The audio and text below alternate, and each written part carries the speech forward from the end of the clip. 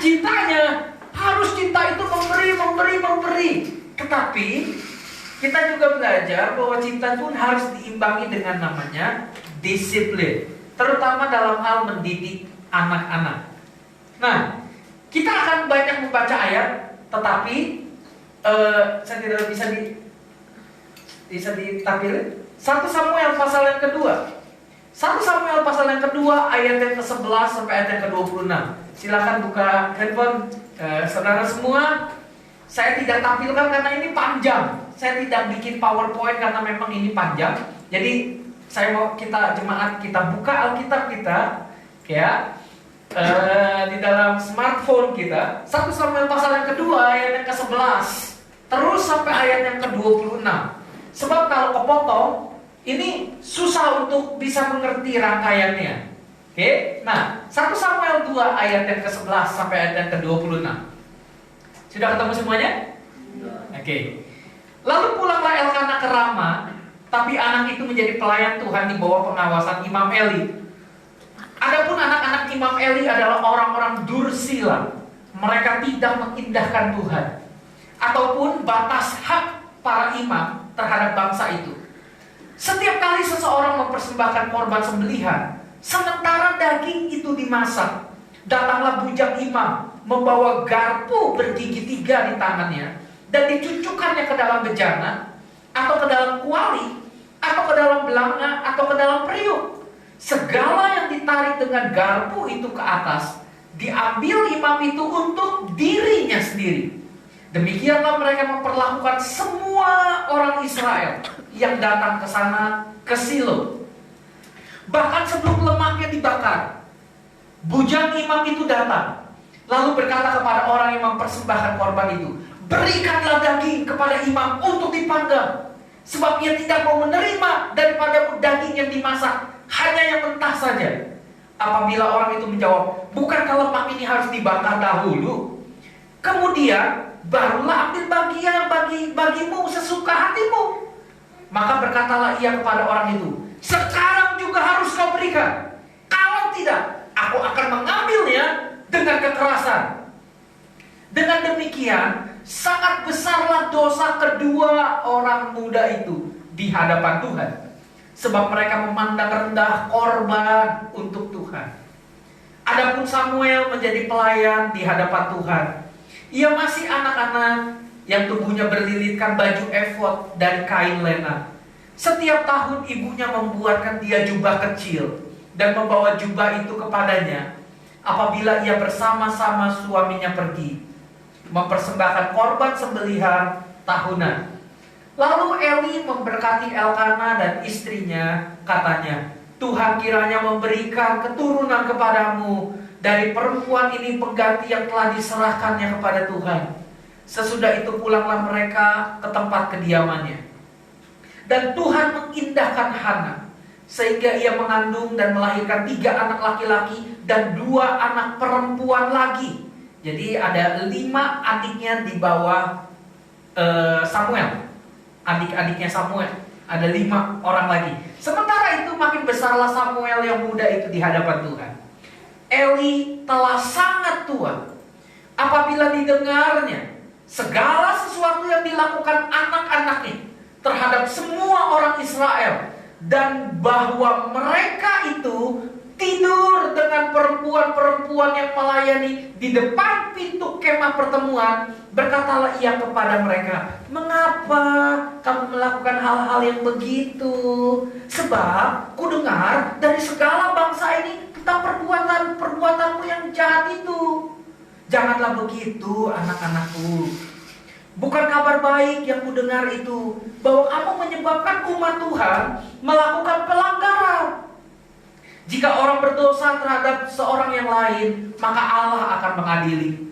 Tetapi jika seorang berdosa terhadap Tuhan, siapakah yang menjadi perantara baginya? Tetapi tidaklah didengarkan Hofni dan Pinehas perkataan ayahnya itu, sebab Tuhan hendak mematikan mereka. Tuhan hendak membunuh mereka. Tetapi Samuel yang muda itu semakin besar dan semakin disukai, baik di hadapan Tuhan maupun di hadapan manusia. Oke.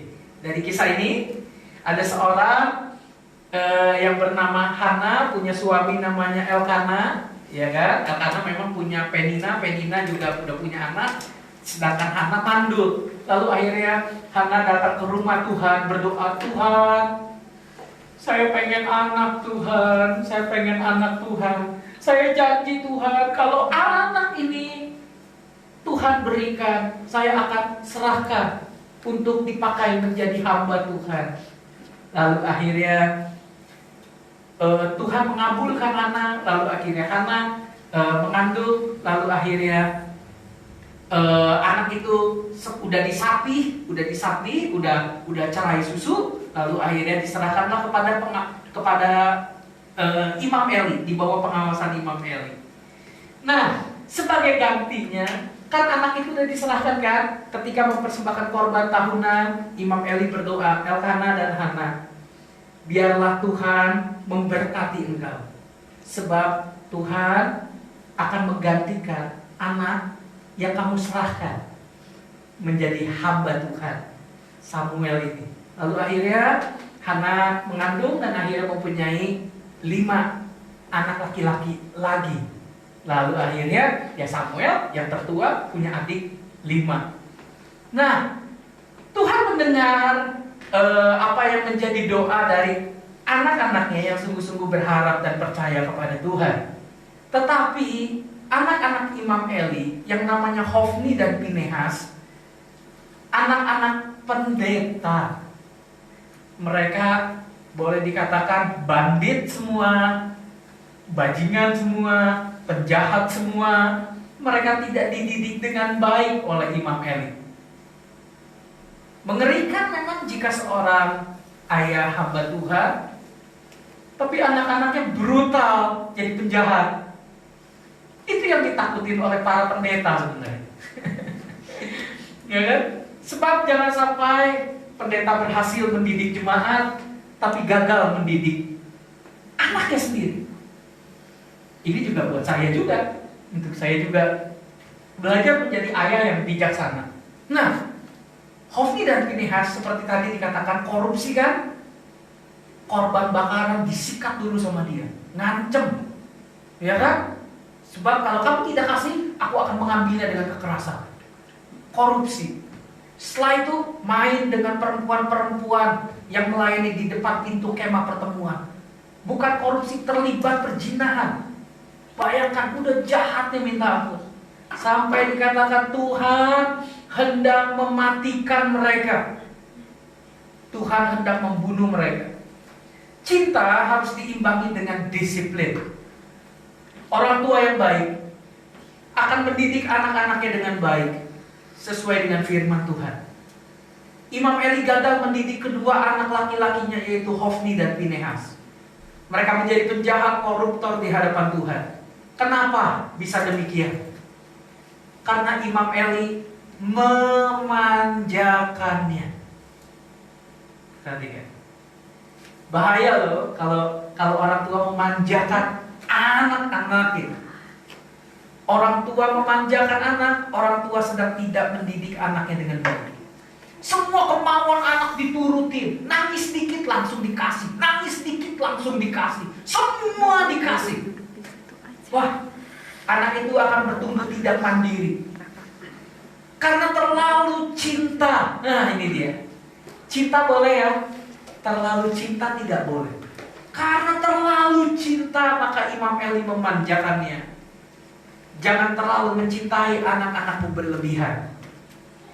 Cintai anak-anakmu sewajarnya, seturut firman Tuhan.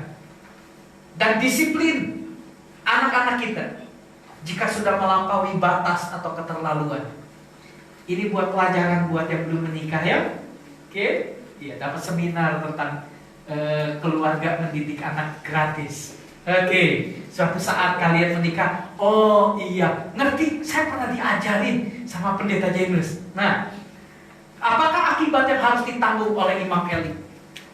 Akibat yang harus ditanggung oleh Imam Eli dalam pasal yang ketiga, 1 Samuel pasal yang ketiga, ayat yang ke-10 sampai ayat yang ke-15. Perhatikan di ayat ini, 1 Samuel 3 ayat 10 sampai 15. Lalu datanglah Tuhan, berdiri di sana, dan memanggil seperti yang sudah-sudah. Samuel, Samuel.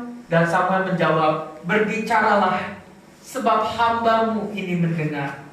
Lalu berfirmanlah Tuhan kepada Samuel, ketahuilah, aku akan melakukan sesuatu di Israel, sehingga setiap orang yang mendengarnya akan bising kedua telinganya. Pada waktu itu, aku akan menempati kepada Eli segala yang telah kufirmankan tentang keluarganya, dari mula sampai akhir. Sebab telah kuberitahukan kepadanya bahwa aku akan menghukum keluarganya untuk selamanya, karena dosa yang telah diketahuinya, yaitu bahwa anak-anaknya telah menghujat Allah, tetapi ia tidak memarahi mereka. Sebab itu aku telah bersumpah. Bayangkan, hati-hati kalau Tuhan sudah bersumpah demi dirinya sendiri. Hati-hati, pasti Tuhan akan tepati. Sebab itu aku telah bersumpah kepada keluarga Eli, bahwa dosa keluarga Eli tak akan dihapuskan dengan korban sembelihan atau dengan korban sajian untuk selama-lamanya. Samuel tidur sampai pagi, kemudian dibukanya pintu rumah Tuhan. Samuel segera memberitahukan penglihatan itu kepada Eli. Hadirin, ngeri ya, kalau Tuhan sendiri yang turun dan yang ngebunuh. Karena bangsa Israel gak ada yang berani kan? Ya kan? Ya anaknya preman, anak pendeta lah preman gitu. Gak perlu, sini kan, kasih korban persembahannya. Mau maksa kan? Kalau enggak, wah hajar lu. Wah, yaudah, iya baik, iya, udah. Nurut kan? Gak ada yang berani kan? Tuhan melihat gini, oh begitu kelakuan Eli dan anak-anaknya. Lihat, aku sendiri yang akan membunuhnya. Wah, ngeri. Kalau Tuhan sudah bersumpah, aku telah bersumpah kepada keluarga Eli, bahwa dosa keluarga Eli akan dihapuskan dengan korban sembelihan dan dengan korban sajian untuk selamanya. Dan Tuhan menepatinya. Anak-anak Eli, yaitu Hofni dan Pinehas, mereka ada di medan pertempuran melawan Filistin. Imam Eli salah karena dinyatakan salah oleh Tuhan karena tidak memarahi anak-anaknya dan tidak mendisiplin anak-anak. 1 Samuel 4 ayat 17 dan ayat yang ke-18. Ini endingnya. 1 Samuel 4 ayat 17 dan 18. Oke. Kan terjadi perang, Filistin menyerang, lalu akhirnya Israel terpukul kalah. Banyak tentara Israel yang mati. Terus datanglah pembawa kabar itu kepada Imam Eli. Ayat yang ke-17. Jawab pembawa kabar itu, orang Israel melarikan diri dari hadapan orang Filistin. Kekalahan yang besar telah diderita oleh rakyat. Lagi pula, kedua anakmu, Hofni dan Pinehas, telah tewas, dan tabut Allah telah dirampas. Ketika disebutnya tabut Allah itu, jatuhlah Eli terlentak dari kursi di sebelah pintu gerbang. Perhatikan baik-baik. Batang lehernya patah dan ia mati, sebab telah tua dan gemuk orangnya. Jangan gemuk-gemuk. 40 tahun lamanya ia memerintah sebagai hakim atas orang Israel. Perhatikan, pendeta dialah korupsi, pasti gendut kan? Enggak semua pendeta gemuk korupsi ya? Enggak, jangan. Bisa jadikan karena nggak olahraga atau apa segala macam. Tapi memang Imam Eli ini gendut. Terus akhirnya ketika anaknya mati, lalu akhirnya jatuh dari kursinya, batang lehernya patah karena memang sudah tua dan gemuk orangnya. Jadi akhirnya terletak mati langsung, batang lehernya patah. Ya. Disiplin pada anak harus dilakukan sesuai dengan firman Tuhan, agar anak tidak manja. Memang tidak boleh kasar sama anak, nggak boleh juga kejam, tapi juga tidak boleh dimanjakan. Karena itu harus seimbang antara kasih dan disiplin. Kasih terlalu berlebihan, manja. Disiplin terlalu berlebihan, ya anak berontak karena kasar kan orang tuanya kan, bentar-bentar hajar, bentar-bentar babak belur anaknya. Ya, anak akan berontak karena terlalu kasar. Harus seimbang antara kasih dengan disiplin. Nah, orang tua yang baik harus bisa menyeimbangkan keduanya. Kalau kalian belajar tentang seminar-seminar mendidik anak, psikologi sekuler bilang ini, oh jangan pukul anak, nggak boleh pukul anak, cukup kasih tahu aja, omongin saja. Oke, saya setuju dengan itu, tetapi tidak sampai situ. Mendidik anak tidak semudah psikologi sekuler. Kalau anak sudah melebihi batas, tidak bisa diomongin, apa yang harus dilakukan? Omongin terus, nggak boleh pukul. Psikologi sekuler tidak bertanggung jawab. Psikologi sekuler, belajar psikologi baik, tetapi kalau tidak mengerti prinsip firman Tuhan, hancur semua kita. Kita akan melahirkan generasi anak-anak yang manja, yang tidak boleh dipukul. Perhatikan baik-baik. Alkitab mencatat bahwa mendidik anak dengan disiplin, kalau diomongin saja tidak nurut, yang harus dilakukan adalah disiplin. Apa bentuk disiplin? Amsal 13 ayat yang ke-24. Kita akan banyak buka Amsal, karena Amsal banyak mendidik. Oke, Amsal 13 ayat yang ke-24. Amsal 13 ayat yang ke-24. Oke. Sudah ketemu? Oke. Siapa tidak menggunakan tongkat, benci kepada anaknya. Tetapi siapa mengasihi anaknya, menghajar dia pada waktunya. Perhatikan baik-baik. Siapa tidak menggunakan tongkat untuk sabet anaknya, itu benci pada anaknya. Tetapi siapa mengasihi anaknya, menghajar dia. Tapi perhatikan, pada waktunya. Jangan kesalahannya 3 hari yang lalu disabetnya sekarang. Nah, gimana? Udah 3 hari yang lalu, Pak. Tapi Papa belum puas. Papa pukul. 3 hari yang lalu, Pak. Kan udah minta maaf. Menghajar anak pada waktu.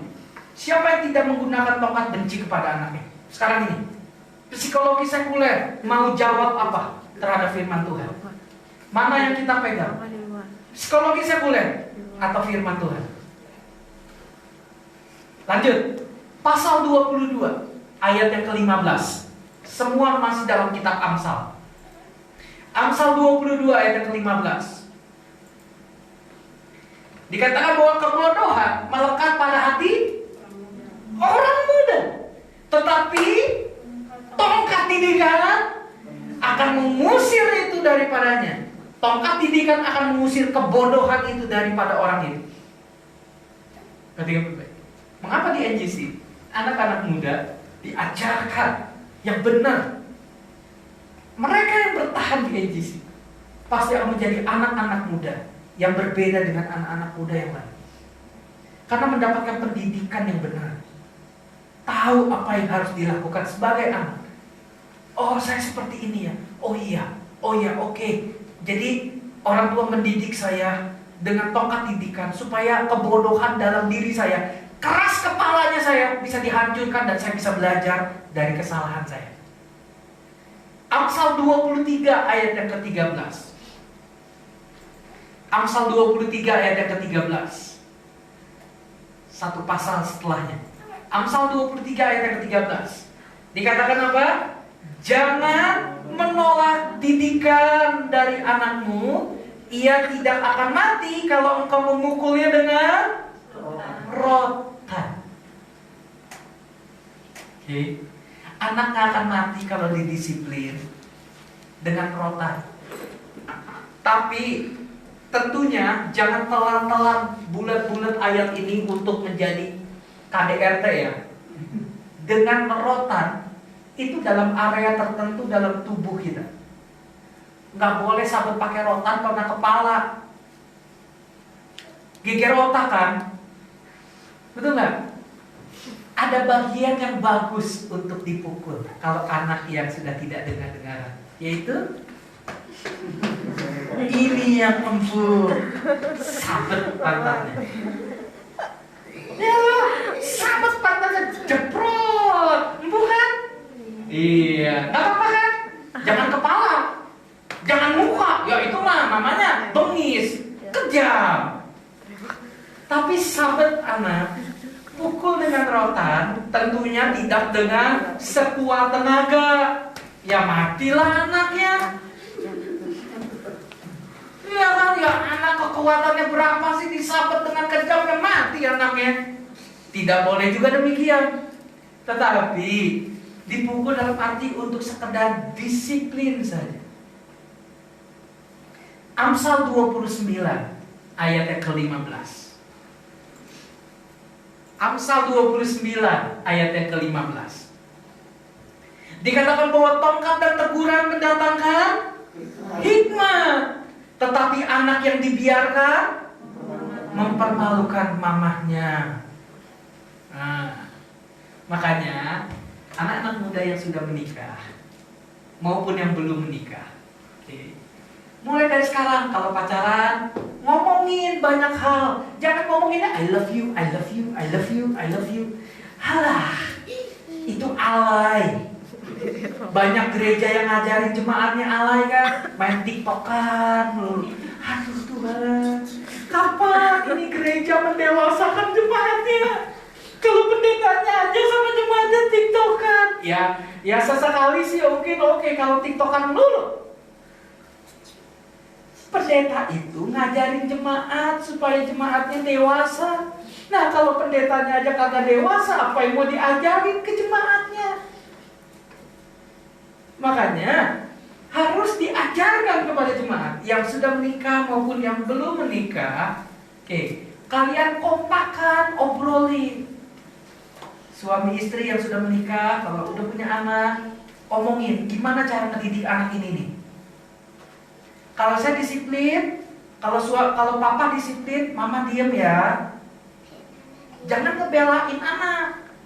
Nanti ketika didisiplin sama papa, datang ke mama, dibelain sama mama. Apalagi mamanya bilang ngebelain gini, udah pak, jangan pukul-pukul anak, gak boleh. Ya anak harus kompak dong.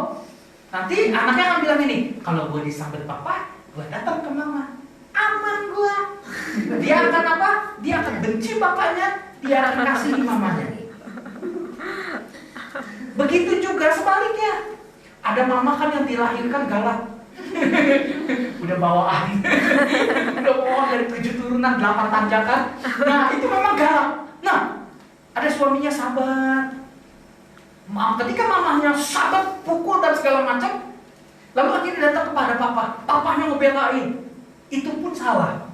Harus kompak dua-duanya. Ketika papanya disiplin, mamanya diem. Ketika mama sedang disiplin, papanya diem. Jangan ngebelain. Ketika anaknya, papa tolonglah, diem aja.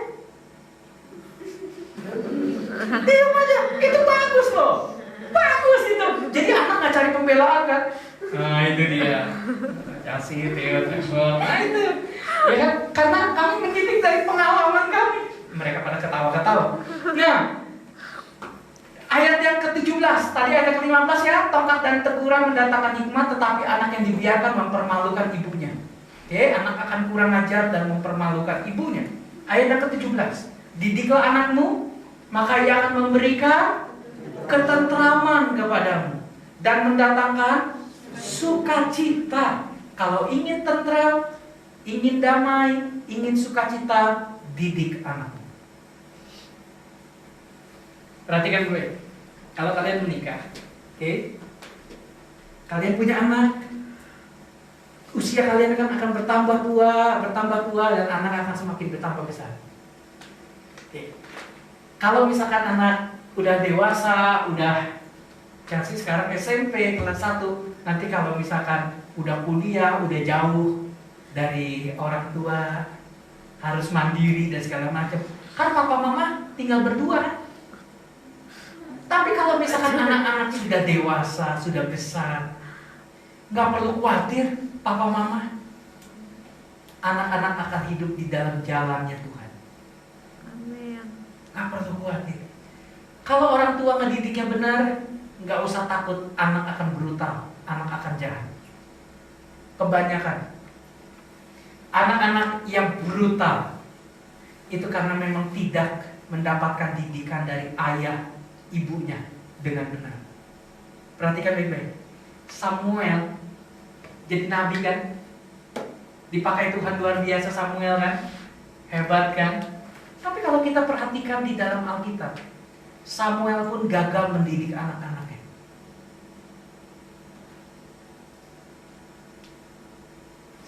Kalau kita baca Alkitab, Samuel gagal mendidik anak-anaknya. Anak-anaknya brutal juga. Kenapa? Karena Samuel tidak mendapatkan dari papa mamanya, tetapi mendapatkan contoh dari Imam Eli. Anak-anak bertumbuh ngelihat papa mama, ngelihat siapa yang mendidik. Yang mendidiknya salah, ya sudah, salah juga hidupnya. Kalau mendidiknya benar, akan bahagia, akan tentram, dan akan sukacita.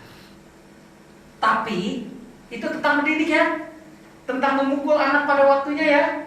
Oke, sekarang kita lihat ayat-ayat yang harus kita ingat juga. Efesus 6 ayat yang keempat, supaya seimbang. Tadi tentang disiplin. Kita harus disiplin anak, kita harus disiplin anak. Efesus 6 ayat yang keempat. Efesus 6 ayat yang keempat. Sudah ketemu? Dikatakan apa? Dan kamu bapak-bapak, janganlah bangkitkan amarah di dalam hati anak-anakmu, tetapi didiklah mereka dalam ajaran dan nasihat Tuhan. Perhatikan baik-baik. Jangan bangkitkan amarah, jangan bangkitkan dendam. Terjemahan yang lain, jangan bangkitkan dendam dalam hati anak-anakmu, tapi didiklah sesuai dengan ajaran dan nasihat Tuhan. Perhatikan, ada bapak-bapak yang terlalu kejam. Didik anak sampai dikejar, sampai digebuk, sampai ditendang, sampai udah disiksa, udah minta maaf dulu, masih aja dipukulin.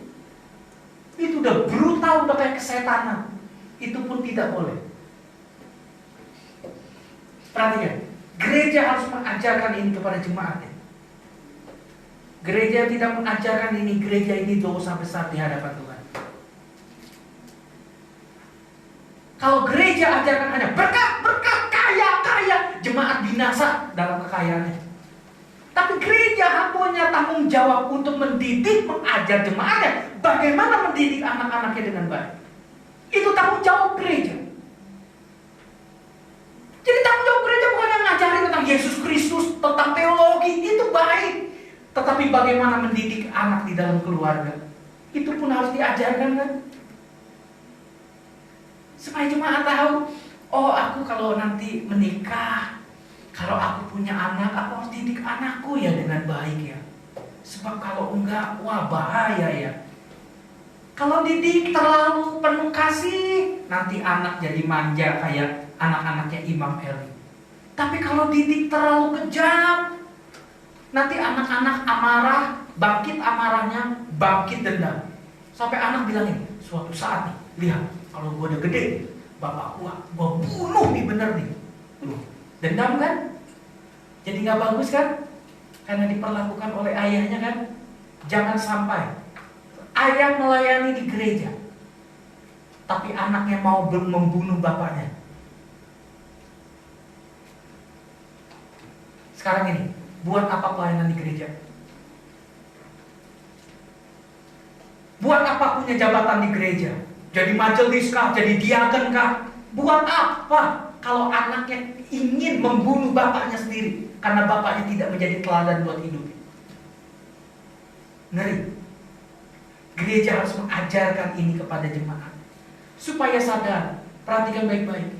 Anak-anak di luar, anak-anak muda yang brutal, yang kejam. Kenapa mereka seperti itu? Karena dididik sama bapak emaknya yang begitu keras sampai tidak penuh kasih.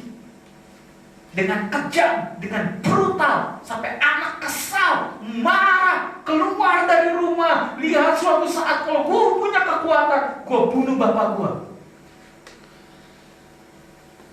Ngeri ya? Pelayanan di gereja itu bukan hanya sekedar jabatan, bukan hanya sekedar pelayanan di mimbar, bukan. Pelayanan itu yang disebut rohani ialah bagaimana kita setelah kita keluar dari gereja, bagaimana kita ada di dalam rumah kita, di tempat kerja kita, rohani nggak kita? Itu rohani itu. Wah, semua orang jadi malaikat lah di gereja lah. Malaikat tak bersayap. Tapi bagaimana ketika di rumah? Sampai ada muda ini masih aja disabet, dipukul, dendam. Hai bapak-bapak, janganlah bangkitkan amarah di dalam hati anak-anak, tapi didiklah mereka dalam ajaran dan nasihat Tuhan. Didik ya. Didik dulu ya, baru ajar ya. Bukan hanya diajar ya. Banyak orang mengajar tapi tidak mendidik. Berarti lebih baik. Guru di sekolah mengajar, tapi guru tidak mendidik. Banyak guru tidak mendidik. Saya mengajar waktu itu di sekolah. Oke, saya ngajar. Biasanya anak-anak SMP kelas 1 grade 7 gitu ya. Oke, grade 7. Oke. Saya ngajar nih. Saya ambil kursi deh. Saya kasih contoh. Ngajar. Saya ngajar di depan anak-anak grade 7, duduknya gini, cewek. Saya bilang gini, tolong duduk yang sopan. Ayo, belajar duduk yang sopan. Nggak boleh duduk ngangkang gitu. Lapor ke emaknya. Saya ditegur. Lapor sama emaknya. Wah, ini guru gini, Mr. J mesti begini. Saya ditegur. Saya bilang gini, ya sudah. Berarti di sekolah maunya ngajar doang, tidak mau mendidik. Ya sudah. Sampai satu saat saya tidak mau berkompromi untuk menaikkan satu anak. Karena anak itu memang nilainya udah sangat rendah dan tidak bisa ditolong. Saya udah berikan remedial berkali-kali. Anak itu memang tidak bisa mengikuti. Lalu akhirnya fail. Agama fail, tidak naik kelas. Lalu akhirnya karena saya ngajar agama vital, agama bahasa Indonesia PKR itu tidak boleh di bawah KKR. Di bawah KKR kiamat, nggak akan naik kelas. Nah, saya di lobby untuk naik kelas, untuk naikin anak kelas. Saya bilang saya tidak mau. Resikonya saya keluar. Silahkan pecat saya. Saya orang yang berintegritas. Gak apa-apa. Akhirnya saya bersama dengan banyak guru-guru yang lain. Akhirnya kita off tanpa dikasih tahu sebab alasannya. Gak apa-apa. Tapi saya tahu dari situ. Saya mendidik supaya perempuan jangan kayak gini duduk. Jelek kan perempuan duduk kayak gitu. Kalau lelaki oke. Kalau perempuan masa begitu? Mau jadi apa? Saya didik, saya ajarkan yang benar. Mereka tidak mau. Terus saya tidak mau juga berkompromi. Akhirnya saya keluar. Ya sudah, nggak apa-apa. Saya bilang, saya tidak mencari pekerjaan. Saya bukan sekedar mencari pekerjaan, tapi saya mau mendidik anak muda. Saya bekerja bukan sekedar untuk cari duit, tapi saya sedang mendidik dan mengajar yang benar. Amsal 22 ayat yang ke-6. Amsal 22 ayat yang ke-6. Ini ayat yang waktu penyerahan anak saya bahas ayat ini. Amsal 22 ayat yang ke-6. Didiklah orang muda menurut jalan yang patut baginya. Pada masa tuanya pun ia tidak akan menyimpang dari jalan itu. Didik, bukan diajarkan saja, tapi dididik. Didik itu ajar plus disiplin. Itu didik. Banyak guru cuma ngajar, tapi tidak mendidik. Makanya sekolah itu adalah pendidikan, bukan sekedar pengajaran. Oke. Dikatakan bahwa jangan terlalu kasar sama anak. Anak akan tawar hati dan semakin memberontak. Kolose 3 ayat yang terakhir nih. Kolose 3 ayat yang ke-21. Ini ayat yang terakhir. Kolose 3 ayat yang ke-21. Hai bapak-bapak, janganlah sakiti hati anakmu, supaya jangan tawar hati. Perhatikan. Hai bapak-bapak, kenapa nggak bilang ini? Hai bapak dan ibu. Kenapa hai bapak-bapak? Atau kenapa nggak bilang hai bapak-bapak dan ibu-ibu? Janganlah sakiti hati anakmu. Karena yang tanggung jawab untuk mendisiplin anak adalah bapaknya, bukan tetangganya, bukan gembalanya, apalagi polisi. Saya dengar dari kakak rohani saya dengar khotbah dia bilang gini, anak-anak yang tidak bisa dididik oleh orang tuanya, orang tua yang tidak bisa mendidik anak-anaknya, jangan salahkan apabila anak-anaknya dididik oleh polisi, ditangkap sama polisi, masuk penjara. Ngerti ya? Kenapa anak-anak muda banyak yang berontak? Karena mereka salah dididik, salah diajar, nggak diajarin yang benar sama orang tuanya. Perhatikan, kalau kalian mengalami nasib yang seperti itu, kalian dipukul sama bapak kalian tanpa ampun, tanpa belas kasihan, dipukul sama bapaknya. Setelah mendengar firman Tuhan ini, stop sampai di kalian. Kalian berubah. Kalian datang kepada Tuhan. Tuhan, meskipun papa saya didik saya itu gila, seperti orang gila, seperti kesetanan didik saya, tapi saya hari ini belajar melepaskan pengampunan untuk papa saya. Saya mau menjadi orang yang lebih baik. Suatu saat ketika saya menikah, saya akan mengasihi istri saya, dan saya akan mendidik anak-anak saya di dalam takut akan Tuhan. Gereja harus ajarkan itu. Sudah cukup di kalian. Kalau kalian gak berubah, papa kalian kejam sama kalian, maka kalian akan bilang gini, kalau kalian gak berubah, emang papa gua aja bisa. Lihat nanti kalau gua punya anak, gua hajar juga, gua tendang anak gua. Begitu kan? Apa yang kalian lihat dari papa, kalian akan lakukan kepada anak kalian kan? Makanya berubah dari kalian, berubah dari diri kita. Selama saya hidup, papa saya belum pernah pukul mama saya. Papa saya itu sabar luar biasa. Sabar meskipun mama berkali-kali menyakiti papa. Tapi papa itu sabar, dan meskipun jago kungfu, dia bisa lawan 4 orang penjahat di dalam bis tingkat dulu di Jakarta dengan tangan kosong. Jadi saya habis pulang Sincia, kan dapat angpau tuh, ya kan? Dapat angpau. Saya sama papa berdua naik dulu, Jakarta itu ada bis tingkat. Nah, kalau kalian tahu ya, dulu ada bis tingkat. Nah, saya diajak, Pi, mau dong yang di atas, duduk di atas. Terus akhirnya, ya udah duduk di atas. Papa saya udah ngincar nih, ada 4 penjahat. Terus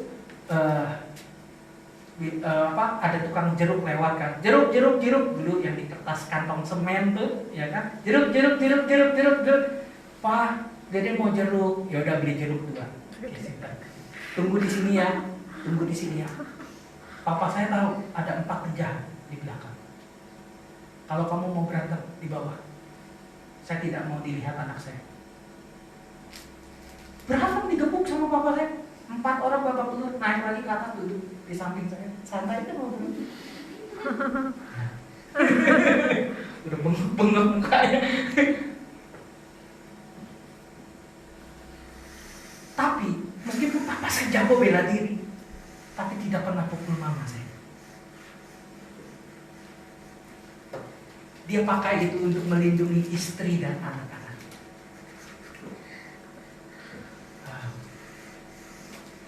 Kalau kalian mendapat perlakuan yang buruk dari orang tua kalian, stop sampai di kalian. Kalian berubah menjadi lebih baik. Ampuni saya Tuhan. Saya betul trauma.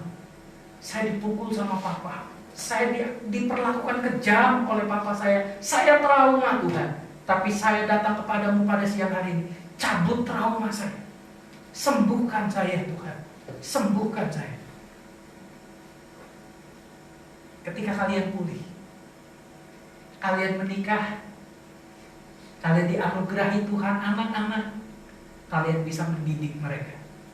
Berbeda dengan orang tua mendidik kalian. Sudah cukup saya mengalami pahit. Sudah cukup saya dianiaya. Tapi saya tidak mau menganiaya anak-anak saya. Saya mau mendidik mereka sesuai dengan firman Tuhan. Jadi gimana dong cara mendidik anak yang benar? Perhatikan baik-baik ya. Pertama, ajarkan yang benar dulu. Firman Tuhan setiap hari. Ajarkan firman Tuhan berulang-ulang. Setiap hari berulang-ulang. Makanya malam kami selalu ada doa bersama. Kami baca Alkitab bersama. Dan Trevor diajarkan, karena memang sudah baca Alkitab, dia baca mengeja satu persatu kata di dalam Alkitab sampai selesai. Bayangkan, satu ayat nunggunya berapa lama dia selesai? Dieja A-K-A-N, akan. Jadi lama tuh nunggu, tapi kita harus bersabar semua. Nunggu Trevor beres baca ayat. Mereka diajarkan ayat-ayat firman Tuhan. Trevor duduk dulu. Oke. Nah, mereka diajarkan ayat-ayat firman Tuhan. Ajarkan yang benar, firman Tuhan setiap hari. Yang kedua, buat aturan main. Dalam keluarga, buat rule sehingga anak-anak mengerti. Yang ketiga, jika melanggar, tegur, ingatkan. Yang keempat, jika tidak mau dengar, baru omelin, marahin. Jika sudah keterlaluan, diomelin juga nggak ngerti. Jika sudah keterlaluan, baru lagi disiplin. Itu secara pribadi. Tidak boleh pukul anak di depan umum. Jangan sampai tempelin anak di gereja, di pasar, ditendang anaknya, diseret. Ya jangan begitulah. Jangan permalukan anakmu. Disiplin anak secara pribadi. Bisa dilakukan di rumah. Disiplin dan pukul pada area tertentu. Dan tidak boleh berlebihan. Anak pasti nangis kan? Sakit kan? Disabet. Sakit kan? Iya. Setelah anak nangis, pada saat anak nangis, biarin nih. Biarin nih. Papa jangan. Ngomel terus ya. Oke, biarin aja. Sampai setelah anak itu berhenti menangis. Oke, setelah anak berhenti nangis, udah gini.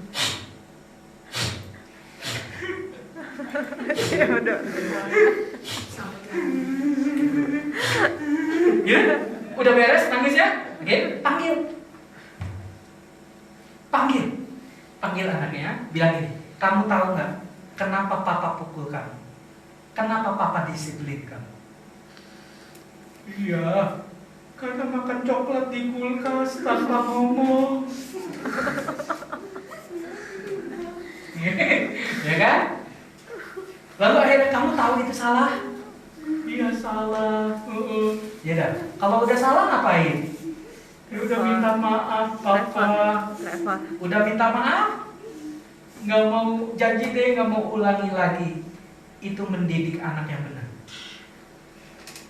Makanya saya tidak setuju. Saya baca-baca pendidikan anak yang psikologi sekuler.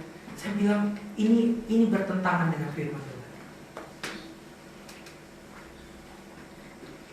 Siapa bilang orang tua nggak boleh pukul anak? Kalau anak udah keterlaluan, ya kan pasti akan mempermalukan orang tuanya kan. Trevor duduk ya. Jangan jalan-jalan ya. Oke, didik anak juga nih. Ya, meskipun nih anak nggak bisa diam, harus bisa diam. Oke, setelah itu anak menangis, biarkan saja dulu. Setelah berhenti menangis, baru panggil dan jelaskan kenapa didisiplin. Yang keenam, terakhir, peluk dia dan katakan, papa mama sayang kamu, tapi papa mama tidak manjain kamu. Mau ikut sama-sama? Mau ikut sama-sama? Papa mama sayang kamu, tapi papa mama nggak manjain kamu. Oke? Mau ikut sama-sama? Oke, 1, 2, 3. Papa mama sayang kamu, tapi papa mama nggak manjain kamu. Itu artinya mendidik anak pada waktunya. Pukul anak pada waktunya. Disiplin dan kasih harus berjalan bersamaan. Karena itu tidak mudah mendidik anak. Diperlukan hikmat Tuhan agar kita tidak kasar dan juga tidak terlalu memanjakan. Yang masih muda dan belum menikah, apakah Anda seorang yang manja? Ataukah Anda seorang yang pemberontak? Itu adalah hasil didikan orang tua kalian kan? Anak-anak yang manja dan tidak mandiri karena orang tuanya manjain. Semua keinginannya dipenuhi. Anak berontak kepada orang tua karena orang tuanya terlalu kejam. Pukul sampai babak belur sehingga Anda berpikir suatu saat nanti gua balas. Ini gak akan selesai sampai kepada keturunan kalian kalau kalian tidak bertobat dan berubah oleh karena firman Tuhan. Mari kita punya pendidikan anak yang benar. Disiplin sama kasih berjalan bersama-sama. Mari kita tundukkan kepala kita, akan datang kepada Tuhan.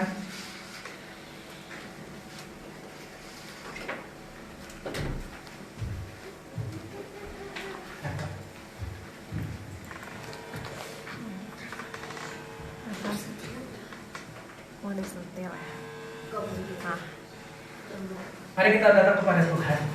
Mari kita merenungkan kebenaran firman Tuhan yang sudah kita dengar. Memang bulan ini kita membahas tentang bulan tentang cinta. Tapi cinta harus diimbangi dengan disiplin. Sebab cinta tanpa disiplin adalah cinta yang memanjakan. Tapi disiplin yang terlalu berlebihan tanpa landaskan cinta akan menjadi kekejaman. Orang yang bijak adalah orang yang bisa menyeimbangkan antara cinta dan didikan. Biar kita tidak salah dalam mendidik anak-anak kita. Tahukah bahwa kita ada sekarang itu karena hasil dari didikan orang tua? Tapi kita mau belajar. Apapun orang tua kita yang terlalu memanjakan atau terlalu keras, terlalu sadis, hari ini datang kepada Tuhan, minta ampun kepada Tuhan. Tuhan, ampuni hatiku yang masih menyimpan dendam kepada papa maupun kepada mama karena terlalu disiplinnya keterlaluan. Buang semua kekecewaan akar pahit dalam hatimu. Minta Tuhan pulihkan hidup. Ketika engkau menikah, ketika Tuhan anugerahi anak-anak, engkau sudah pulih. Engkau akan menjadi suami yang baik buat istrimu, dan engkau akan menjadi ayah yang baik buat anak-anak. Belum terlambat. Gereja NGC mengajarkan demikian, supaya kalian bisa mengerti apa yang harus kalian lakukan. Karena pernikahan bukan untuk sekedar seks dan memiliki keturunan, tetapi kekristenan mengajarkan bagaimana kita bisa mengasihi dan sekaligus disiplin dan mendidik. Tuhan, kami perlu hikmat Tuhan. Kami perlu bijaksananya Tuhan. Ubahkan kami menjadi pribadi yang lebih baik, menjadi anak yang lebih baik, yang melepaskan pengampunan kepada orang tua kami yang terlalu jahat, melepaskan pengampunan kepada orang tua kami yang terlalu memanjakan kami. Apabila ada pada siang hari ini mungkin kita diperlakukan manja atau diperlakukan terlalu kasar oleh orang tua kita, apabila ada, angkat tanganmu di hadapan Tuhan, minta Tuhan pulihkan, Tuhan sembuhkan hatimu. Apabila ada, angkat tanganmu di hadapan Tuhan, semua mata tertutup, semua kepala tertunduk. Saya mau bertanya secara pribadi, apabila ada di antara kalian diperlakukan dengan kasar, diperlakukan dengan kejam, sehingga kalian akan pahit, sehingga kalian kecewa dan marah, dan hari ini datang kepada Tuhan minta pengampunan, angkat tanganmu di hadapan Tuhan. Pulihkan aku Tuhan, pulihkan aku Tuhan. Saya persilakan. Saya tidak meminta kalian maju ke depan, cukup angkat tangan saja. Hanya kalian dengan Tuhan yang tahu. Hanya kalian dengan Tuhan yang tahu. Terima kasih Tuhan. Terima kasih Tuhan. Kami datang kepada Tuhan. Kau melihat tangan-tangan yang terangkat Tuhan. Biarlah mereka dipulihkan oleh Tuhan, disembuhkan hati mereka oleh Tuhan, sehingga kehidupan mereka boleh sungguh-sungguh diubahkan menjadi baru di dalam Tuhan. Biarlah mereka suatu saat ketika mereka menikah, mereka menjadi orang tua yang baik buat anak-anak mereka. Terima kasih Tuhan. Kami percaya Kau dengar doa kami. Pulihkan kami, berikan kami hikmat-Mu untuk kami bisa mendidik dan mengarahkan anak-anak kami dengan baik. Terpujilah nama-Mu Tuhan. Dalam nama Tuhan Yesus Kristus kami berdoa dan bersyukur. Haleluya. Amin. Amin. Oke, puji Tuhan. Tiada. Oke. Baik, memang hari ini kita memang suasananya berbeda karena memang kita membahas yang bukan hanya sekedar cinta hubungan pasangan, tetapi memang kepada hubungan orang tua dengan anak, supaya kita juga bisa belajar kebenaran firman Tuhan. Oke, nggak apa-apa yang masih bujangan, nggak apa-apa, kalian dibekali, kalian diajarkan hal yang baik. Amin. Oke. Nah, seperti biasa nanti setelah beres ibadah ini kalian bisa memberikan persembahan. Kotak persembahannya sekarang ada di depan, jadi kalian bisa ambil amplop persembahan perpuluhan iCare IX. Saya berharap kita semua jemaat kita bisa tergerak untuk memberikan iCare IX yang hanya 10.000 satu minggu, untuk kita bisa akan melakukan iCare IX nanti di bulan Agustus dan di bulan Desember. Oke, saya berharap kita semua bisa tergerak untuk kita bisa berbagi kepada mereka yang membutuhkan.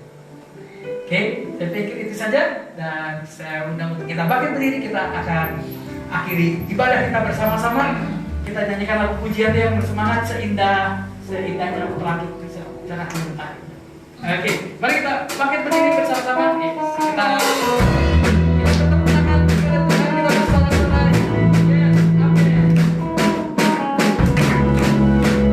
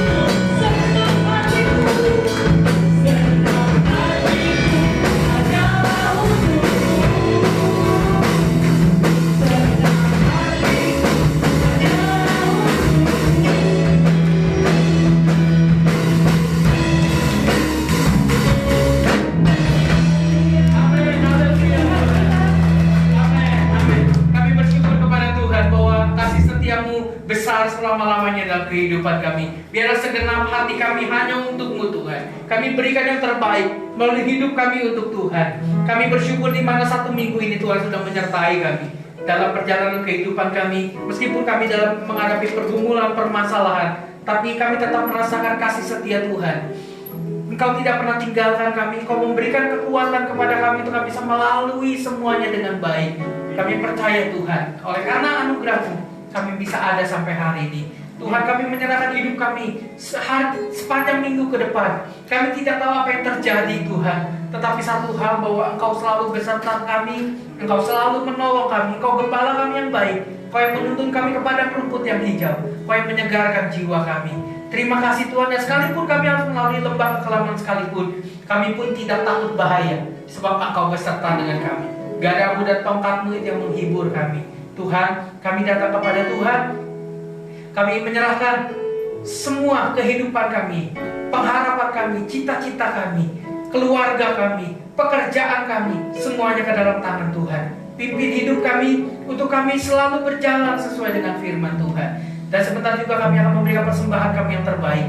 Kami memberikan persembahan karena kami mengasihi Tuhan, mencintai Tuhan, lebih daripada uang, lebih daripada harta, lebih daripada segala yang kami miliki. Dan kami mau memberikan persembahan kami yang terbaik kepada Tuhan. Terima kasih Tuhan. Dan kami percaya Kau akan menuntun kami selanjutnya, hari demi hari. Pertolongan Tuhan akan kami rasakan, mujizat Tuhan kami akan lihat bagaimana Engkau baik, Engkau setia, Engkau menyertai kehidupan kami. Terima kasih Tuhan. Kami serahkan semuanya hanya di dalam nama Tuhan Yesus Kristus. Kami berdoa dan kami mengucap syukur. Mari kita naikkan doa Bapa kami bersama-sama. Bapa kami yang di sorga, dikuduskanlah nama-Mu, datanglah kerajaan-Mu, jadilah kehendak-Mu di bumi seperti di surga. Berikanlah kami pada hari ini makanan kami yang secukupnya, dan ampunilah kami akan kesalahan kami, seperti kami juga sudah mengampuni orang yang bersalah kepada kami. Dan janganlah membawa kami ke dalam pencobaan, tetapi lepaskanlah kami daripada yang jahat. Karena Engkau yang mempunyai kerajaan dan kuasa dan kemuliaan sampai selama-lamanya. Mari kita angkat tangan kita untuk kita terima berkat dari Tuhan. Tuhan memberkati engkau dan melindungi engkau. Tuhan menyinari engkau dengan wajahnya dan memberikan kepadamu kasih karunia. Tuhan menghadapkan wajahnya kepadamu dan memberikan engkau damai sejahtera. Oleh sebab itu sekarang pulanglah, terimalah berkat dari Allah Bapa yang dalam sorga. Demikian juga cinta dan kasih sayangnya yang sudah dinyatakan di dalam Tuhan kita Yesus Kristus, serta pimpinan persekutuan, penghiburan, dan kekuatan dalam Roh Kudus akan tetap menyertai kita semua dari saat ini sampai selama-lamanya. Tuhan Yesus datang yang kedua kalinya. Sama-sama yang percaya katakan amin. Amin. Tuhan memberkati.